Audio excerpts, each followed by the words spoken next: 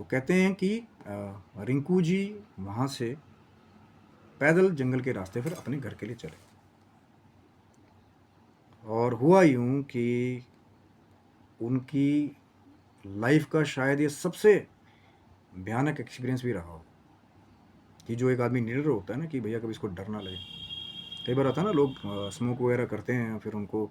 वैसे it is injurious to health. मैं हर एक आदमी को ये कहता हूँ कि ये चीज़ें कहीं ना कहीं आपकी सेहत को ख़राब करती हैं।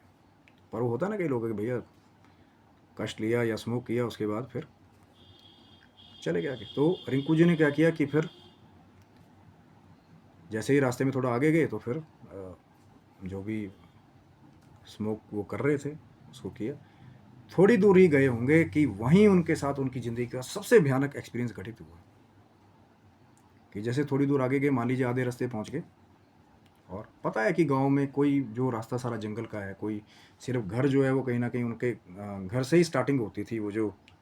जहाँ पे लाइट वगैरह कहीं ना कहीं, या जैसे दो चार घर इकट्ठे, नहीं तो गांव में क्या होता है कई बार अकेले अकेले घर होते हैं, है ना। और कई बार ज़रूरी नहीं होता कि वो जो रास्ता है उसके पास ही घर हो,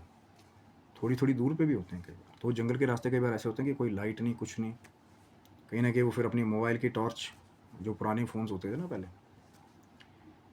तो कहीं ना कहीं फिर रिंकू जी जो है वो चले उस रास्ते में, और फिर हुआ वो जो उन्होंने कभी सपने में भी नहीं सोचा कि जैसे वो आगे चल रहे हैं तो पीछे से आवाज़ आ रही है, छन छन छन, कि जैसे पायल की बहुत तेज़ आवाज़, और कोई पीछे से उनकी तरफ आ रहा हो, धीरे धीरे करके बढ़ रहा हो। जैसे वो रिंकू जी धीरे धीरे चल रहे थे ना, स्मोक एक तरफ कर रहे थे और धीरे धीरे बढ़ रहे थे, वैसे ही वो चीज़ भी छन छन छन।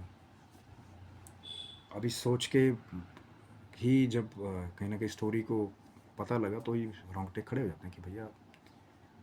एक्चुअल में जब किसी के साथ ऐसा हो कि वो किसी अकेली जगह से आ रहा हो। इसीलिए मैंने कहा था कि बहुत ही भयानक एक एक्सपीरियंस है रहा उनका। और कहीं ना कहीं फिर रिंकू जी जैसे जैसे आगे चलते, और पीछे से कोई आवाज़, और कोई नहीं आ रहा कि कोई आवाज़ मार रहा हो कि यार पता लगे कोई चोर या उचक्का हो, कोई तो बूट्स की आवाज़ आए। लेकिन यहाँ तो आवाज़ ऐसी लग रही है कि किसी ने पायल पहन रखी है, जैसे कोई लेडीज़ पीछे से आ रही है। और कहीं ना कहीं रिंकू जी जो वहाँ के लोकल रहने वाले थे, बड़े बूढ़ों से हमेशा एक पुरानी बात सुनी थी कि कभी पीछे मुड़ के मत देखना, अगर ऐसा लगे आपको कहीं पे कि कोई दूसरी चीज़ है। और रिंकू जी ने क्या किया कि अपनी जेब से, आप भगवान ही जानता है उनका कि उनके ऊपर क्या वो डर की जो एक अभिव्यक्ति उनको हो रही थी उसको कैसे कंट्रोल किया होगा।